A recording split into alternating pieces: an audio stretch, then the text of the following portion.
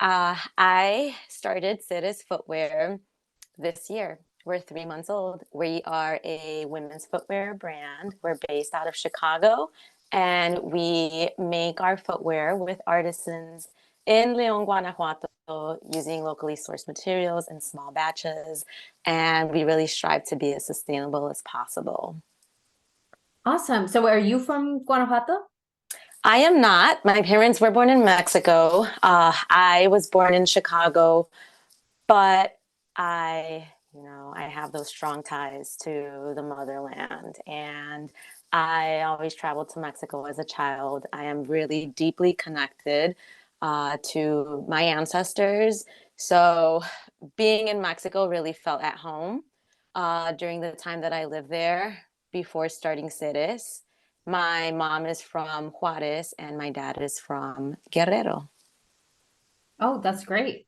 So tell me a little bit more about Ceres and how you came to start your company. Yes, so seres is the Spanish word for beings, human beings, spiritual beings, all types of beings, living creatures. And I, ideated the idea during the pandemic, like a lot of us were going through transformative time. And I knew that always wanted to create a company, but I'm glad that I started it when I did. Had it been sooner, I don't think um, I would have created something that is much different than the person that I am today. So I've been working in fashion for over 10 years. I went to school and I studied fashion design. I think way before actually going to college, I had already started my career in fashion and things just moved along. And I've always worked in the industry. I started off as an apparel designer. And when I moved to New York, I got a job in footwear. So Okay. during, There's a yeah. lot. Oh my God. Okay, wait. So when did you live in New York? I lived in New York. I moved over there in 2012. Okay. So were you going to college in New York? No, I had completed a bachelor degree here at Columbia College. Oh, okay. And Awesome. yeah, and I was an apparel designer at the time for a local company here, women's ready to wear. They sold at some big retailers, like big department stores. Macy's was one of them. And I got to travel. I learned a lot about production during that time and how garments were actually made. It was much different than the jobs that I had in fashion prior to that. So I really got to see what a, a production plan, a production calendar, a cycle is like, and how things are produced at a larger scale. And I Mhm. was able to understand that then, which is in reality how the world works and how it functions worldwide. Mhm. And it's not really for the benefit of people, especially garment workers, the environment, and it's just what as a person who works like everyone else, all of my jobs always were for bigger companies that made things for for big accounts. So I always got to see So like mass um, production? mass production, Okay. yes, and it was a side that I didn't necessarily like. Who likes it really?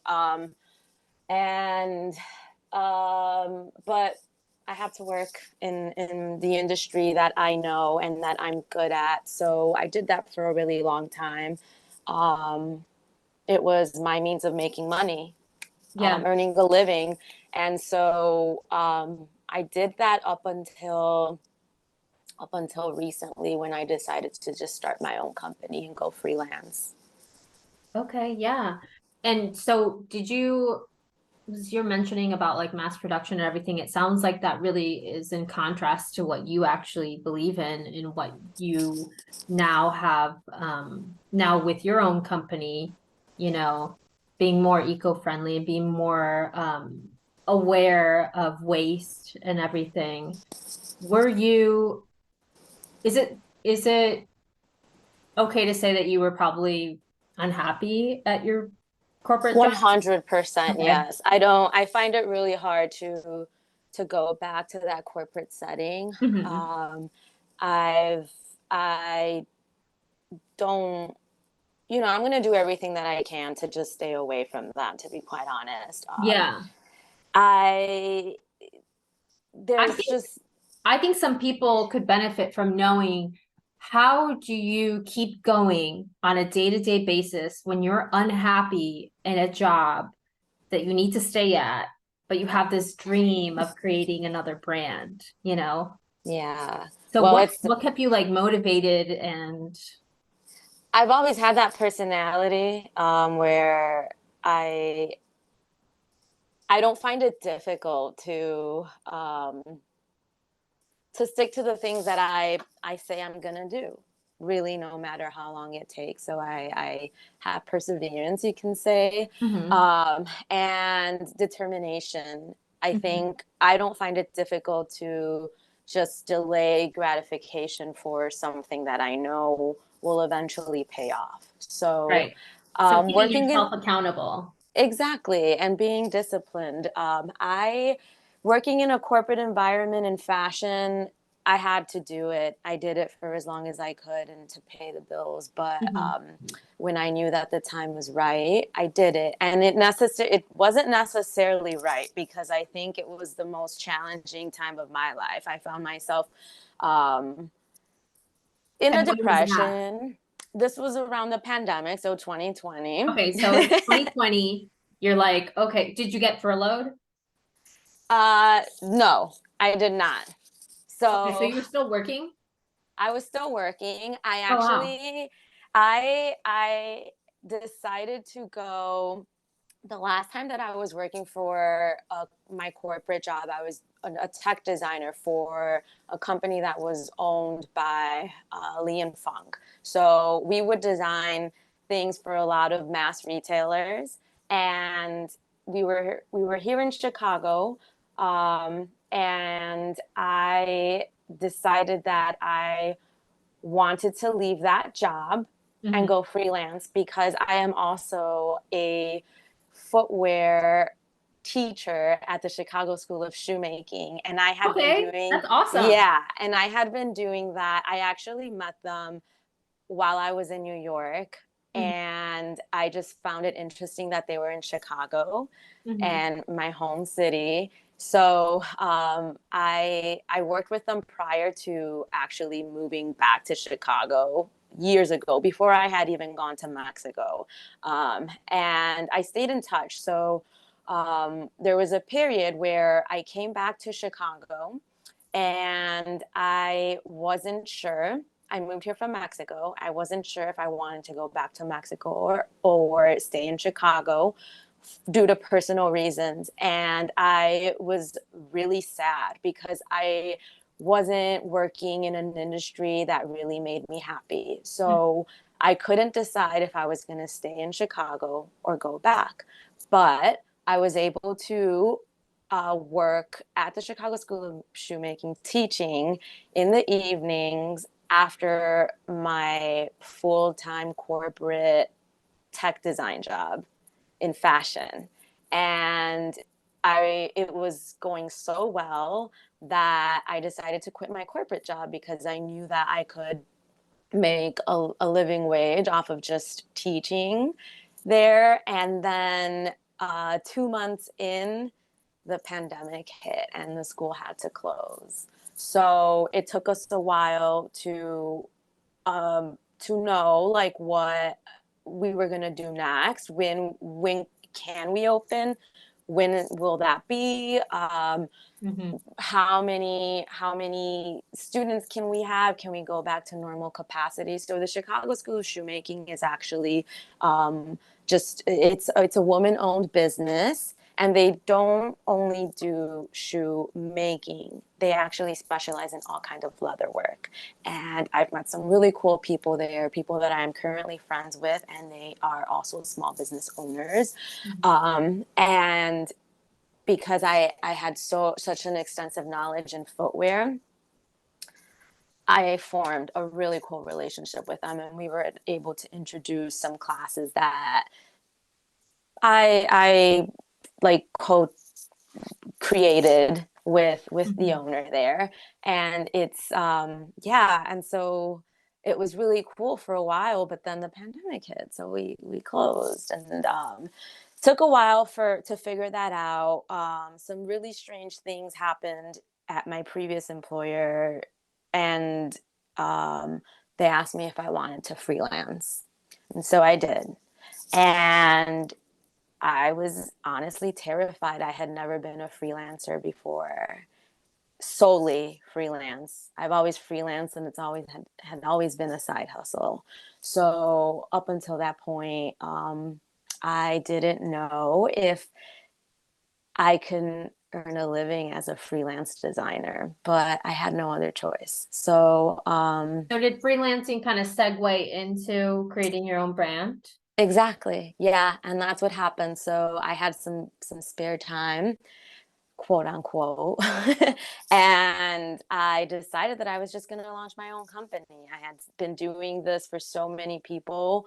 I had been developing product for other people for a really long time that I decided that I can do it. I had enough strong relationships in Mexico. It took a while to get people on the same page, but I had lived and worked there. So everyone was in on it, and SERES was born. So SERES, I went through this phase during that year 2020 where I basically just had so many personal things happen to me like everyone else.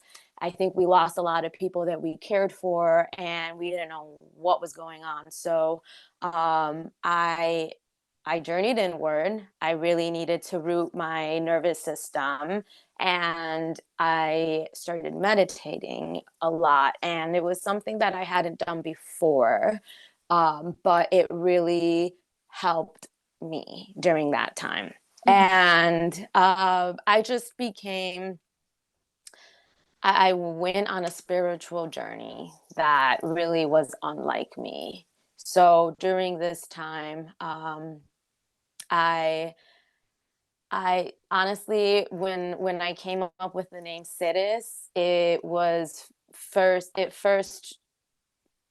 like the light bulb hit when in the sense of Ceres in Spanish take can have several meanings. So one of the first ones, like the first inspiration for the name of the brand was seres espirituales, which is spiritual beings. And then from there, I thought, hey, this is amazing. Like, it's going to be seres. I love the word. And we're going to honor, when I was in Mexico, I really learned a lot about my ancestors. And so you have your seres queridos, which is your loved ones, and the word just kept popping up, and then it just took off from there. I worked with a friend, we designed a logo. Everything was falling into place, and then I said, all right, let me take this time to figure out what I need to do to create a business. I had never been an entrepreneur before, and I did all of the work during those first 2 years. And in 2023, we launched. Okay, amazing. Yeah, that's a long journey. How did you figure out what paperwork you needed to file for you having your business be here but also in Mexico? How did you know about like importing and all of that? I think that some people might benefit from hearing from another business owner, how they got their start, whether it was with a mentor or just, even just Mm-hmm. Google. Yes. So much work involved there. And I'm glad that I started when I did, because it was just a lot of steps that I needed to check off. Um, as we know, you have to first do the whole LLC thing here, and then trademark your work, your IP, if that's something that you want to do, which I recommend everyone do, and all of those things. But I think one of the biggest challenges after I had gotten all of that done, shout out to everyone that helped along the way. The Women's Business Development Center was the first place that I went to, because I literally had no idea where to start. And podcasts like this one were just so helpful during that time. There was like an uptick in podcasts uh, during that year. Everyone was listening to them during 2020. And so we had all of these like creators making great content that just helped, right? It helped you just really absorbing any information from all types of sources is beneficial. So I really recommend to just, absorb. And that's what I had been doing. So um, I I had lived in Mexico. I had first gone out there in 2016 while I was in New York and moved back. I decided that I had wanted to take a course there. And so like a few years down the road, I decided to move out there, and I was out there for 2 years, and I was moving, like bouncing back and forth simply because I loved it so much. I was officially there for 2 years, and had never stopped traveling there for work after that. So during that time, I was able to form relationships that they are the SERES team. They are the SERES Mexico team at the moment. I didn't finding the right people took some time. So for anyone that is interested in importing and exporting and making things that are out of the U.S., you you want to get a good lawyer, and you definitely want to work with a good team that uh, is going to teach you what you need to do to be able to import your products. Um, you need a good agent, you need a good broker, and yeah, I actually work with a 5PL I met. It was a really funny moment where I had reached out to someone that I know out in Mexico, and she one day, and she told me, it was in the middle of like 2020, and she told me that she was actually going to host a presentation with this 5PL in Mexico that was a startup.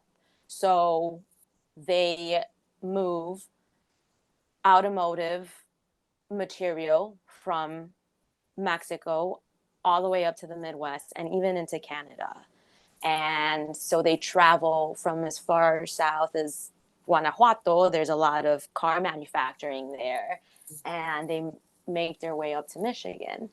And they were a startup. They wanted to, they had this really cool concept where they wanted to basically pick up any anything that was going into the US.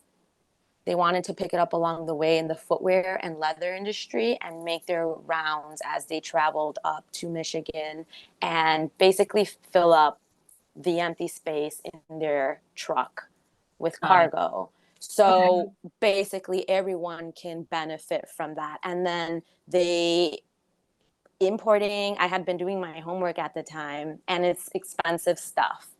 It's just an investment, and there's no way around it. So I met them. They're dope. They're so cool. They work with people in Puebla to offset carbon emissions, and they do forestry projects in Colcingo with the communities there. And I've been able to refer them to other people that I know out here. And it's just cool to be able to to carpool basically in a way that benefits everyone. And we were their first US client. Oh, awesome. Yeah, it's really cool to see how businesses get started when you're there from the beginning, kind of, and then see how they grow along the way Yeah. and just see like, wow, how far people have come. Yeah. Did you have any people in the beginning when you were first had the idea for SERES and wanting to start your footwear brand? Anyone who was not supportive that like surprised you? Many people, and I'm Yeah. still Okay. surprised.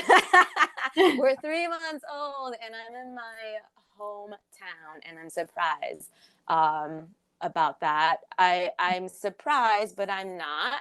Um, I I'm pretty introverted, so one of the things that I found challenging, the one of the most challenging parts, was just peeling off the band-aid and exposing myself by putting out my creation.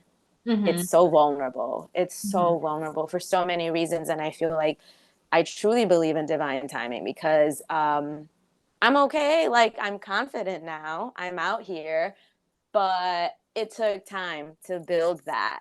And it's not just it's different confidence in different areas. It's like maybe at first I was like, wow, I don't even know if people are gonna like this product. Then I made a really cool product and I was like, no, people are gonna like it. But now, is my price point, is it accessible? Are people gonna like that? Are people gonna like all of these other bits? So you definitely grow resiliency, and the types of uh, uh, like um, like the type of self-criticism kind of changes and evolves through your journey. So Okay. you're self-critical of like different things and you gain confidence in other things. But yeah, so I thought people would, I thought I would have received a lot more support from people, but I realized that maybe it was due to the fact that I was scared to put this out there, and my introvertedness was definitely just being exposed there. And it wasn't until I decided to just step out of that feeling and say, hey, this is what I'm doing, I'm gonna launch, and whoever supports me, dope, and whoever doesn't, you know what, it's not, people are not going to support you. And I think part of being an entrepreneur is you have to give them a reason to support you. They don't necessarily owe you support. You have to really, in a way, convince people that what you do is meaningful. Hmm.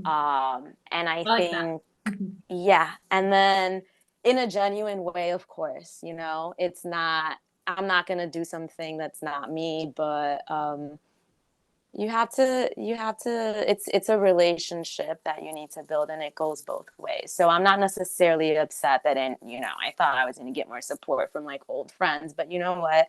It's okay. I moved here. I moved back here. I'm not the same person I was 10 years ago, Mhm. and neither are they. So in a sense, I am receiving a lot of support from uh, a community that I'm basically just building, that SERES is building on its own. We have been doing we've been doing pop-ups since we launched, and every weekend I thought that for the month of August, I told myself I'm not going to do any more until September because it's just so exhausting.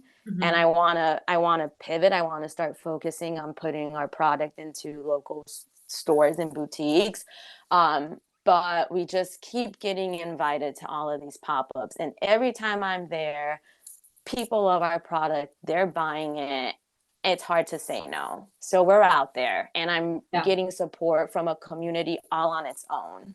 Well, how do you prevent or deal with burnout, and just feeling depleted? Because you mentioned being an Yes. introvert. Yeah, oh my goodness, yes. It's boundaries, as we all know, are essential. I don't I don't allow anyone in my space unless I feel good about it.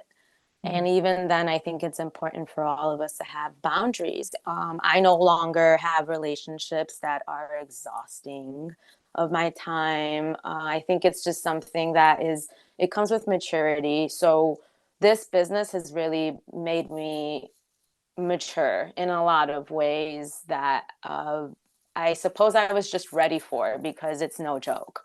And how do I deal with burnout? I think my next goal right now is to establish a healthy sleep cycle because I got over a stress cold and I hadn't gotten sick in a really long time. And I just sat there and I was like, wow, my body's really telling me that it needs me.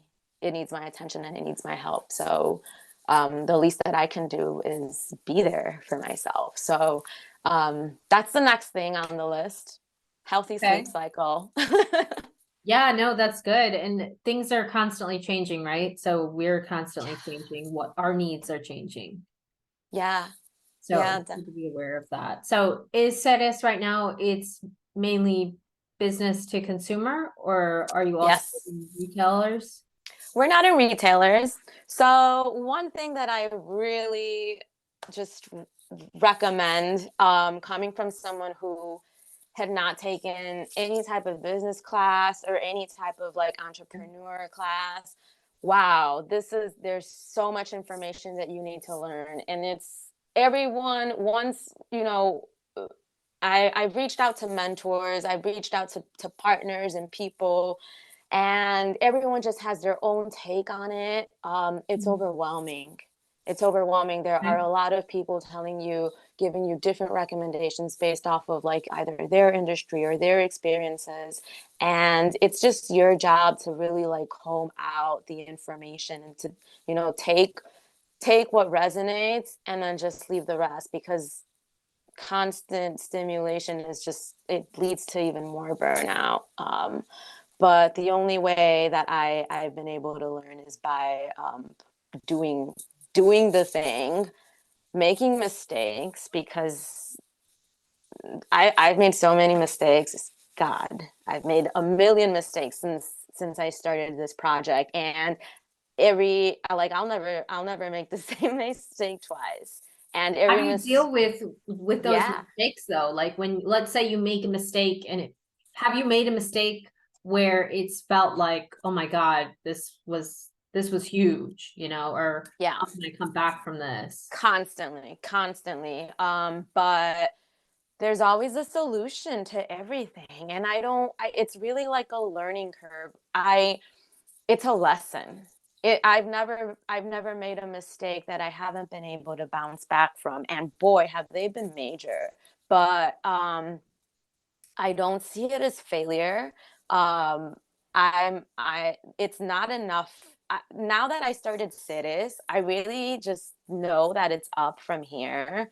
And all of those lessons are going to contribute to like creating a brand that is going to stand the test of time.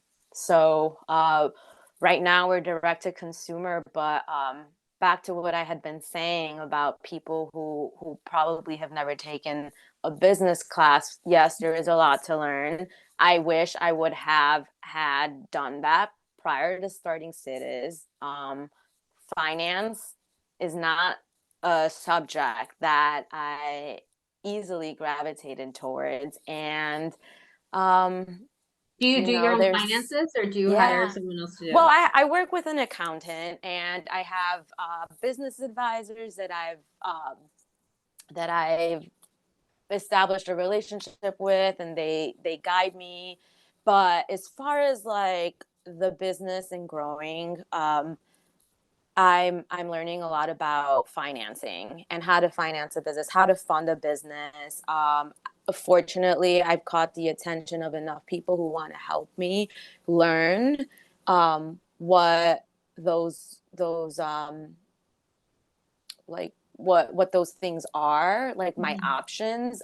So now we'll see where SITIS goes, but I hope that it remains independently owned and Mhm. grows at the same time. Yeah, definitely. I mean, I think one of the things about being an entrepreneur is that we're constantly learning, you know, and it's nice to be able to meet such different people. And a lot of times, it's people who are also entrepreneurs who also want to help and want to share their knowledge. Um, Yeah. would you have done anything different now, kind of looking back? Yes. So I bootstrap my business, Mhm. and it's a grassroots project. Mhm. When I found out that I didn't have to use my own money to finance a project, Mhm. that just definitely made me feel some type of way. But there was Yeah. no one there to tell me that when I first started, when it was like first an idea. Mhm. Um, I don't necessarily think that that's the only way to start a business. Had I, but like, had I, would I have gone other routes? Perhaps. Mhm. But it's how I did it. So I'm okay. I'm okay now. The business is, we have sales. We're like moving. We're 3 months old. Mhm. So uh, I do want to grow, but there's also that conundrum where you are a sustainably made business. So um, how do you grow and stay true to the sustainable slow fashion lifestyle? Right. So there's a book recently that I heard of, and I want to read it, but I did listen to a couple of interviews by the author, who I have to check who it is. I don't know if we can talk about that. What's the book But called? the the world is burning, and we are still buying shoes. Definitely caught my attention. Um, Being a shoe business owner, but the takeaway from this piece is we don't need we don't need a lot of people doing sustainability perfectly. We just need a lot of people doing it. Um, and having, before I launched a brand, I thought of so many things like, what do I want to use leather, or do I want to use the other options? Mhm. And the other options, there's always like these things that you need to weigh. Um, Vegan leather, it's obviously like a hot topic right now. Synthetics and all of that. So um, I went with what honestly felt good for with my instinct. Which I let guide me, my intuition. So we locally source all of our leather from local ranches, and the way that the tanning process that we do, it's a mixed tanning process. So we skip the wet blue cycle, we go straight into wet white, and we eliminate the chromium. So there's no heavy salts like the forever chemicals that, when you tan the leather, uh, it stays in the ground. You Mhm. can't do anything with it, really. Essentially, you can just continue to reuse it for, uh, leather tanning. And so we do this mixed process that uses vegetable base as opposed to the other way around. And so we have this like super organic raw product. And now it's a matter of letting the people know when I'm out there selling what they're buying, because sometimes, people are quick to point out the imperfections, but we honestly honor. I love all of the imperfections on a hide. An Mhm. animal is a living being. It's a sid, and it's got stretch marks. Mhm. We're gonna use a cow that had cattle, and you've got stretch marks and That's so became interesting pregnant. because Yeah. you So think of like fruit and stuff, you know how they have imperfect fruit? yes, It's like, yeah, that makes sense. Obviously, animals exactly. are not going to be perfection. Exactly. But oftentimes what you see happen, and speaking from my experiences, someone sees a product, they want it to be just perfect.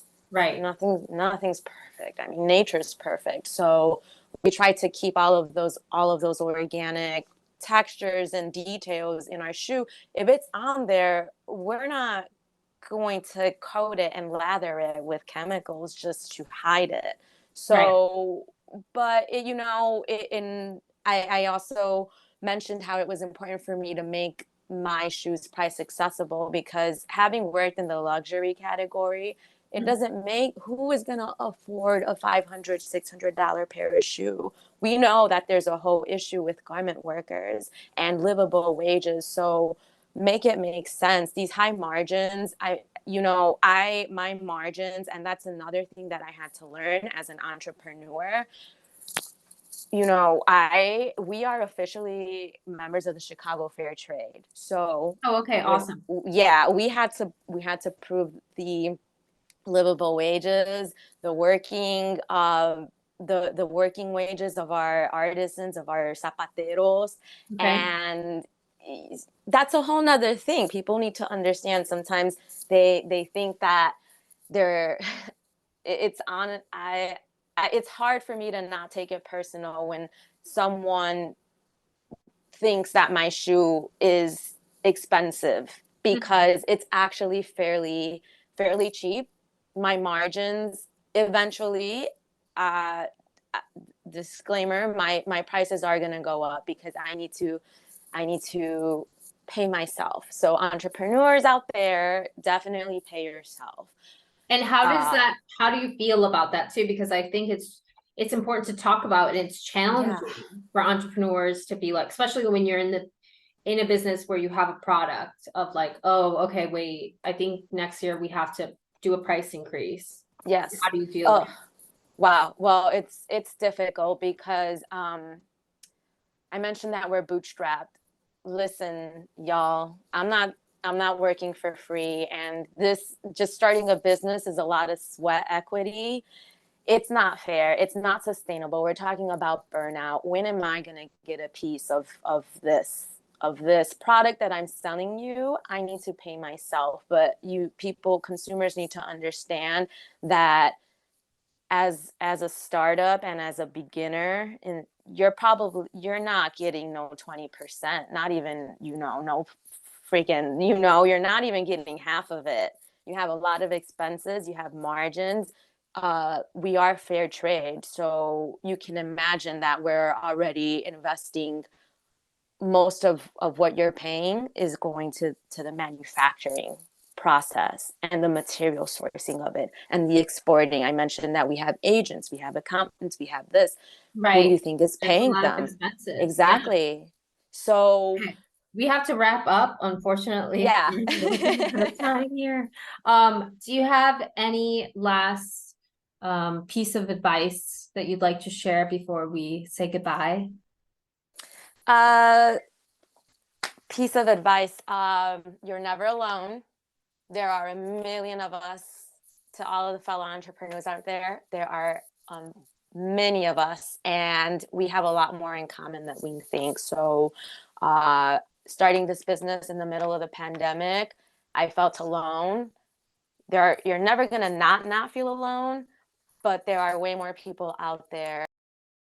Often we might not want to reach out for whatever reason. Maybe we feel embarrassed, or maybe we feel like, oh, maybe we shouldn't even be doing this, or whatever it is, but it is important to reach out, especially with entrepreneurship. There's a lot of challenging times that come down. Yeah, totally. Well, thank you so much, Vanessa. It's been really great to hear about your company. Everyone, check out SERES. Will be joining us for Logan Square Fest on September 23rd and 24th at Palmer Square Park from 11 a.m. to 6 p.m. And this is a free event.